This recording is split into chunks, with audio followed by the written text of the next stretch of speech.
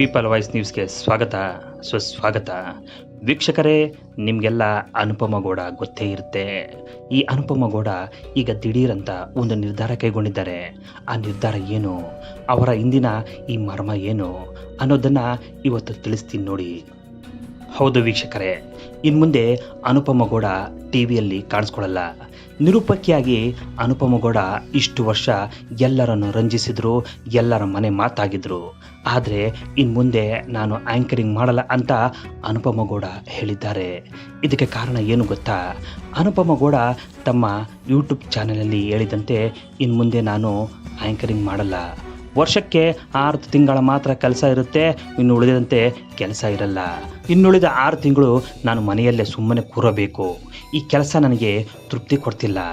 6 ತಿಂಗಳು ಏನು ಮಾಡಬೇಕು? ಕೇವಲ 6 ತಿಂಗಳಲ್ಲಿ ನಾನು 2 ಶೋ ಮಾತ್ರ ಮಾಡಬಲ್ಲೆ.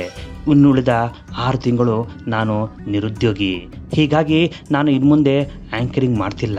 ನಾನು ಮಾಡ್ತಿರುವ ಕೆಲಸ ನನಗೆ ತೃಪ್ತಿ ಕೊಡ್ತಿಲ್ಲ ಎಂದು ಅನುಪಮ ಗೌಡ ಹೇಳಿದ್ದಾರೆ.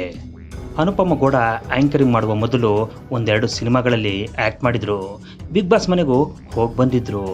ಆದರೆ ಬಿಗ್ ಬಾಸ್ ಮನೆಯಿಂದ ಬಂದ ಮೇಲೆ ಅವರು ಸಂಪೂರ್ಣವಾಗಿ ಆ್ಯಂಕರಿಂಗ್ನಲ್ಲೇ ತೊಡಗಿಕೊಂಡ್ರು.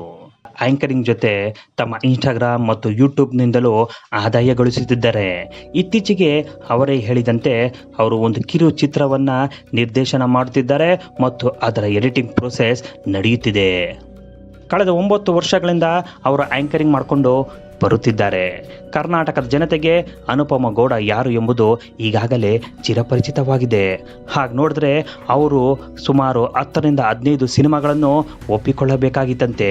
ಆದರೆ ಆ್ಯಂಕರಿಂಗ್ನಿಂದಾಗಿ ಅವರು ಅವೆಲ್ಲವನ್ನು ತಿರಸ್ಕರಿಸಿದ್ದರು. ಈಗ ತಮ್ಮ ಆ್ಯಂಕರಿಂಗ್ ವೃತ್ತಿಗೆ ವಿದಾಯ ಹೇಳುತ್ತಿದ್ದಾರೆ.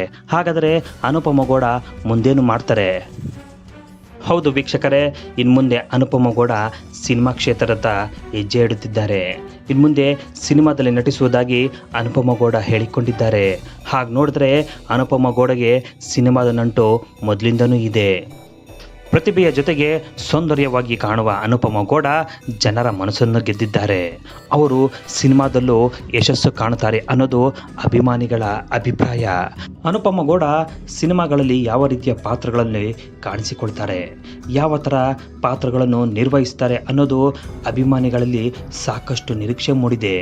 ಈಗಾಗಲೇ ಅವರು ನಟಿಸಿರುವ ಕೆಲವು ಪಾತ್ರಗಳು ಅಭಿಮಾನಿಗಳಲ್ಲಿ ಹೆಚ್ಚು ನಿರೀಕ್ಷೆಯನ್ನು ಮೂಡಿಸಿತ್ತು.